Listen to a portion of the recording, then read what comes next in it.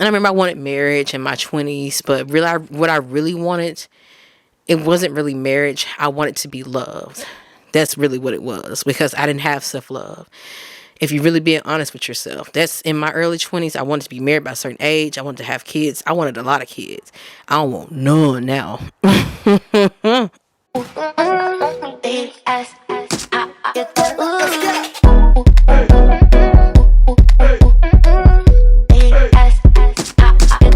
Close. This mic works this time. I got a working mic. Is the blue light still on? Let's get into it. Hey girlfriends, and to everybody else, what up YouTube? Welcome back to my channel. This is the second visual podcast. Let's get into what today's topic is, which is called The Real About Relationships. So, I feel like I want to speak on this because I feel like a lot of women, even I'm 35, so even women in my age bracket, some younger or some, and disclaimer, before I get into this, there's nothing wrong at all with wanting a relationship. Nothing wrong at all with that. I just feel like a lot of people romanticize it, or they feel like a relationship is going to somehow take away all their problems or make them happier or fulfill them, validate them in some way. It's not. If you're not whole already and happy even already, a relationship is going to give you hell. It just is. It's not for you right now. So, and forgive me, I don't have this in any kind of organized order. I just got home from being out, decided I didn't want to waste my makeup, so I decided, let's go and speak on this, because I was just speaking with someone. I went out for my sister's birthday. I was speaking with one of her friends that I've known all her life. She's a close friend of my sister's, and I've known her for a long time. And so we got into relationships around the same time. And we've been in relationships for about 6 years. I'm now engaged. And she said they're talking about it and she does want to marry him. But me and her were like, well, no, what she asked me, she's like, are you excited about getting married? I said, no. Not saying I'm not looking forward to, but it's like, we've been together 6 years. I'm not romanticizing marriage anymore. It's more so now, we are ready. I feel like, yes, I know you. I feel like we know each other well. I feel like we can get through a lot of shit together because we have. I feel like we have good conflict resolution. All those things that matter. You know, I stopped romanticizing marriage about 3 years ago. I'll say about 2 years into the relationship. And so I was telling her, like, I'm more excited about the beach wedding that we're going to plan for next year. I'm excited about that. But being married, no, because I don't want to say it's nothing to get excited about. I'm just not romanticizing it. Maybe because I've been with him a long time. I don't know. That's neither here or there. But the real about it, we were saying, it's like, when you're in a relationship, you have someone else to think about. It's not just you're going to be thinking about. That's what a lot of people fail to realize. They're looking for their expectations to be met. They're looking for their validation. They're looking for things like that. And so when they don't get it, they feel very unhappy with it because that's not what a relationship is going to do. And so when you romanticize relationships, then you are not going to like relationships. And you're not going to find a happy one and be happy in because you're not happy already. So the real about relationships is that we were saying, like, you now got to worry about this person if they've ate, cook for them, make sure they have lunch, make sure this and that. And I don't mind these things because I have a man that pays more than half of the bills. So I don't mind doing that part because, yes, I work too, but he is the breadwinner and I don't mind having those things done. But it's just now a matter of you have to think about them as well. It's not just about you. Some nights I be like, I don't feel like doing shit.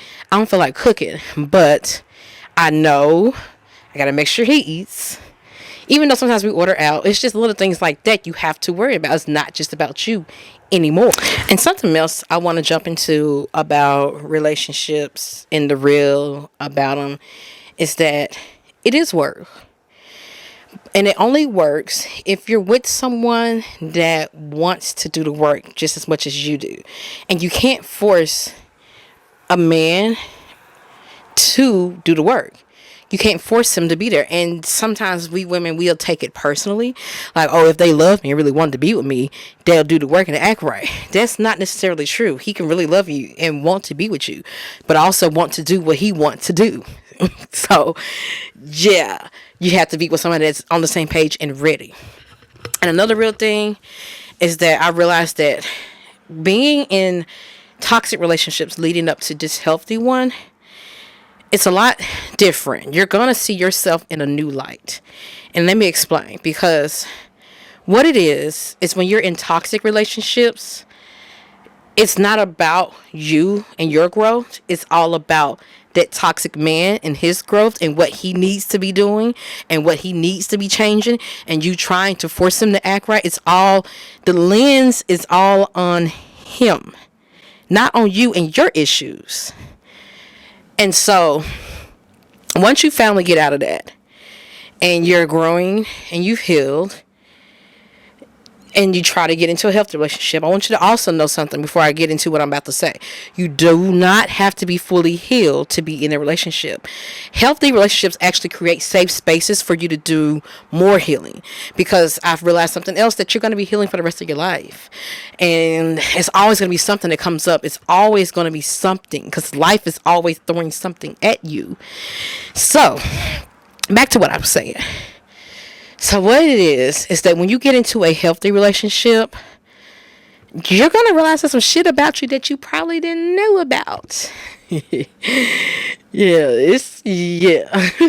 And what I mean by that is basically a lot of your childhood wounds, traumas, and whatnot are going to come up. Not saying it didn't come up in a toxic relationship. It's just going to come up in this way to where, how can I say this? Some things are going to come up because when you're in that healthy relationship, you're not only bringing yourself to the relationship, you're bringing your family background. He's bringing his family background, and y'all two are coming together. You're bringing both of your histories together. So that it's a lot, and a lot of people don't understand that realness about real healthy relationships. They just think, oh, I want to be loved. No, ma'am. It is so much more to a relationship than just wanting to be loved. You can love yourself. A relationship is just a bonus. It is work. It is not just there to validate you and make you feel good. That's just the top of the cake. That's the icing. Like the whole cake itself, that is some shit if you ain't ready.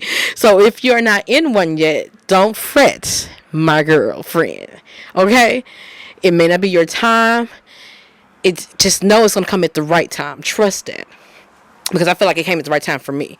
And I got the right person for me. So, what I was getting at is that there was some healing I realized I had to do. And it was because I didn't know how to communicate in a healthy relationship. Is how I can put it lightly. And what I mean by that is I was very passive aggressive. I would cry when I didn't get what I wanted. I didn't know how to ask for what I want and need. And it would confuse him because he was like, what are you crying about? He was always nice, and he was just so confused. He was just trying to be a good man to me. But here I am going off on him about things he don't quite understand because I don't know how to convey what I want and what I need. I don't know. I'm afraid to convey what I want. And that really stemmed from me having emotionally unavailable parents, because I've never felt like my emotions were met. So I just instantly resorted to crying or complaining or pouting, passive aggressiveness, pettiness. And I realized we weren't getting nowhere like this. And I saw what it was doing to him in the relationship. So I had to change. And look at that. In all my toxic relationships, it was always about he got to change. And now I got to change. And so, girlfriends, you got to be ready for that shit. Because, yeah. But anyway. And so, but I can tell you this. I grew a lot from that. A lot. I learned how to ask for what I need in a adult way, I would say, in a more not my inner child way. I learned how to ask for what I need presently, and things have just been so smooth ever since that. This was years ago, but in the beginning relationship, things have been so much smoother. Not saying we don't have things that pop up and disagreements and discussions, but I love how we discuss the shit. And so in order for us to get there, I had to grow.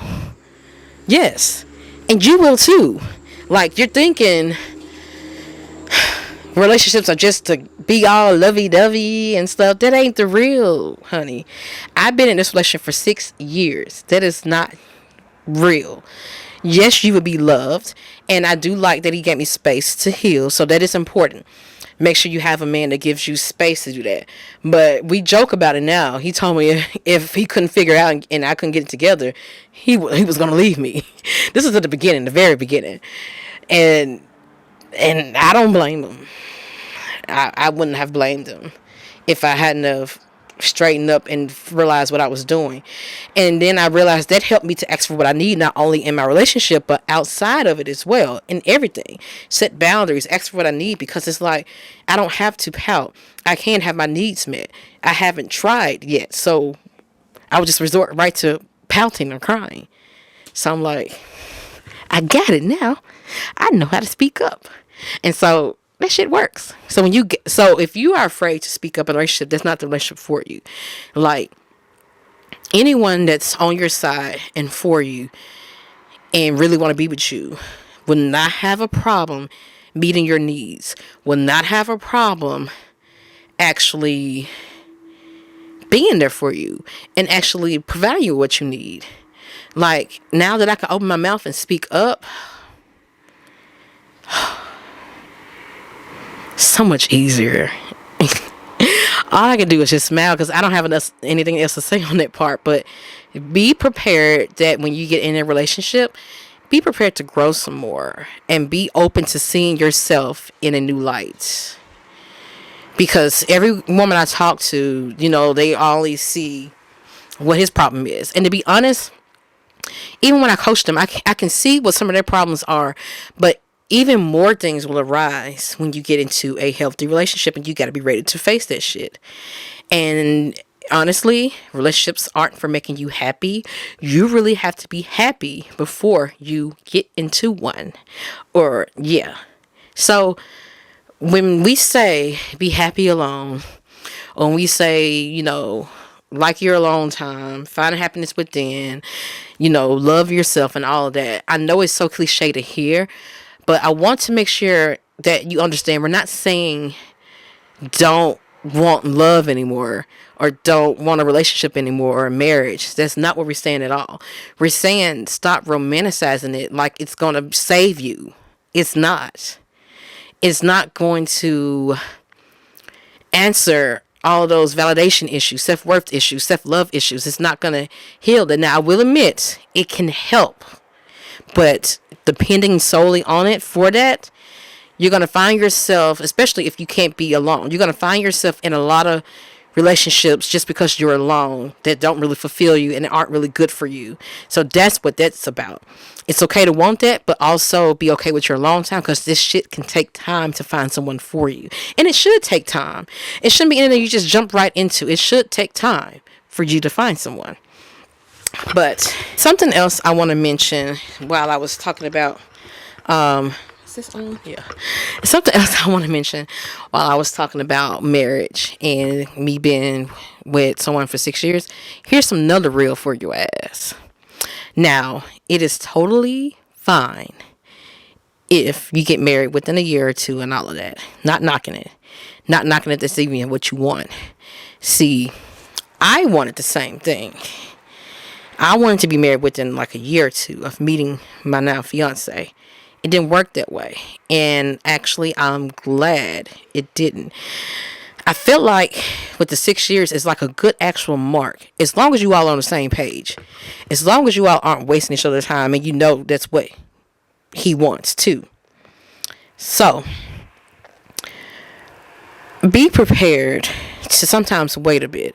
But it's only for the better. It's It's okay that you want it sooner, but it's important to make sure that you all on the same page and ready for that. I felt like we had to get our finances in order. We had to get a lot of things, other things in order. I like that we grew together and we learned conflict resolution. I had my shit I had to heal through. That was like the first 2-3 years. And he had some shit he had to work through. I'd rather not tell his business on here. But he had shit he had to work through.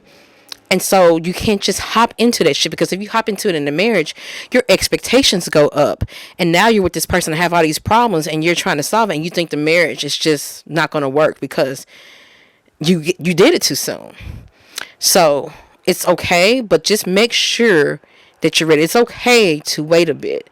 Don't knock it. I know society likes to try to tell you, and not only society, social media and all of that, other women that aren't married and probably never been married, I know there's only non-married women do this, would try to tell you that it shouldn't be a long time. You shouldn't wait that long, or I'm not waiting that long. Or other people, you go by other people's standards when they say I'm not waiting that long. And that's really another way to romanticize it. It's like you're just thinking, okay, hop, skip, let's go. And you're taking it personally, thinking, oh, they don't love me. But let me tell you something that can work here. If you're with someone and the relationship is going well, and you know it's leading that way, you can make the standard that you want to be married. And as long as you feel like you're both here on the same page and going the same direction, then wait it out. Just, because think about it, what are you going to do? Just keep dumping every guy after 2 years because they haven't married you until you find the one that's going to marry you quickly? People get married quickly and divorce just as quickly. Marriage and relationships are not something you want to romanticize. That's why this is called The Real About Relationships, because I don't feel like it's talked about enough. I feel like it's just glorified.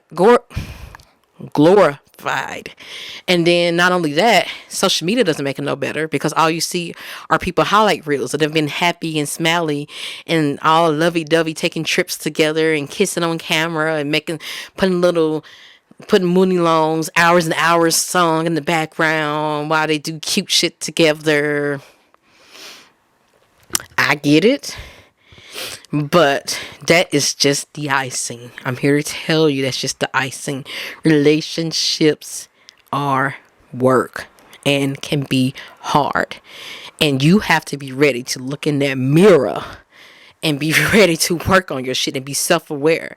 That's why I feel like a lot of men tend to cheat. A lot of men tend to not want to be married. A lot of men run from relationships. A lot of men ghost women when they feel like it's getting too deep, because they're just not prepared. They're just not ready. They realize this is a lot.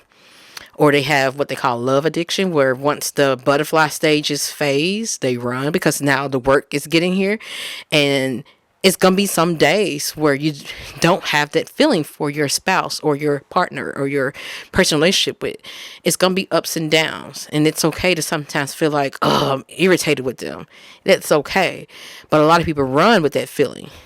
Or they feel like it should feel a certain way all the time. That's romanticizing it. It's not going to be that way all the time. So I just want to say that I'm not doing this podcast to steer you away from relationships. I'm doing it so that you will be more prepared and be okay with waiting a little bit longer, because you want to make sure it's with someone right. You want to make sure it's with someone that can give you the space and love you unconditionally. And that's something else I want to talk about. I won't do it on this podcast about unconditional love and relationships, because people tend to think it can only be in child and parent relationship, which I used to think too.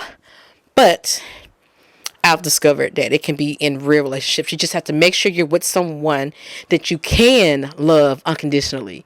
Don't be with someone whose shit you can't love unconditionally. If someone has a lot of shit, or they're disrupting your peace, fucking up your peace, okay, no one's telling you to love that person unconditionally. You don't have to love everybody unconditionally. Everybody doesn't deserve that type of love from you. But that's another podcast, because I got some shit to say about that too. If y'all want to hear that next, put it in the comments, please. But yeah, so what was I getting at? Shit, I got off track. Hold on. Shit. Yes, you want to wait. I'm not doing this to scare you off or to tell you you can't have it or to make you feel wrong for wanting someone. That's not the case at all. I want everyone to experience love. It can be so beautiful. But I'm telling you, what makes it beautiful is two people willing to do the work. It's two people that have beautiful conflict resolution. I'm telling you, it's like that's the most beautiful part of it. Not all that love stuff you see on social media and all that, oh, hugging you and kissing you, because you may not feel that way about each other all the time. You may not even be in the mood. Things come up. Stress from work, stress from life. Stuff comes up. You may not be in that mood all the time. It doesn't mean there's something wrong with the relationship. You just got to take the ups and downs of it and be with someone that you can do that with and someone you can talk with, someone you can resolve shit with. But after being in a relationship for 6 years and now about to get married, that is one of the key things I like about him. One of the key reasons why I want to marry him. And it took time. You know, we started dating. He was 27. I was 29. So 6 years with that, yeah, it took time. And I remember I wanted marriage in my 20s. But really, what I really wanted, it wasn't really marriage. I wanted to be loved. That's really what it was. Because I didn't have self-love. If you're really being honest with yourself, that's in my early 20s. I wanted to be married by a certain age. I wanted to have kids. I wanted a lot of kids. I don't want none now. None. Maybe one. I'll let CJ here. Maybe one. Maybe not. I'm okay with not having any. I love my life with him without him. But anyway, what I was saying is that that's really all it is. I want you to check in with yourself and see if it's marriage and a relationship you want, or if you just need to be validated and loved.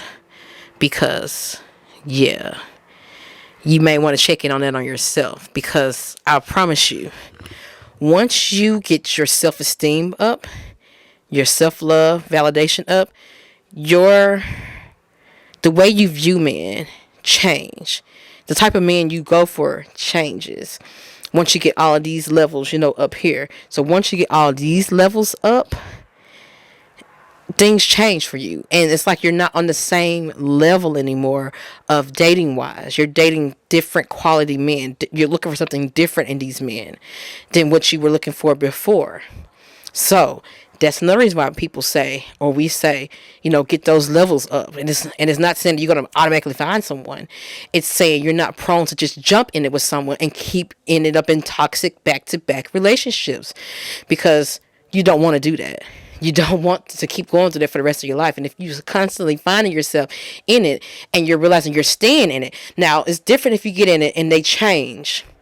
That's different. I'm not saying that. Now, if they change and you try to work with it because you're like, okay, what this happened? And then you leave, that's different.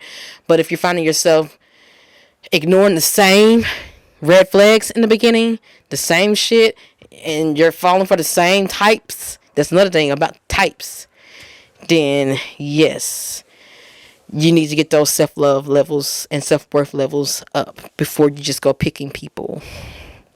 Because I'm going to close with this, because the real about relationships is basically, it's not all roses. It's not. And you're going to be disappointed if that's what you expect. It's a lot of work. And the last thing I want to say is be prepared and be okay with waiting. It doesn't mean something's wrong with you. It doesn't mean it's never going to happen. I think it only feels that way because you're without it right now. But I want you to just take a moment and try to enjoy your life yourself. Try to make your own goals that don't involve getting married. Marriage will come when it comes.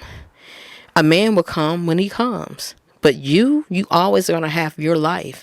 Even when you get into a relationship, you are always going to have you and need your own life, need your own goals, your own things you want. You can't just depend solely on that man. Okay? So that's all I'm saying with this. I hope y'all take it like that. I don't want y'all coming to bite my head off saying Kendall said not to be looking forward to relationships and fuck relationships and fuck marriage. No, ma'am. Don't try me. That ain't what I said. But that's all I got. Until the next podcast episode. Peace out.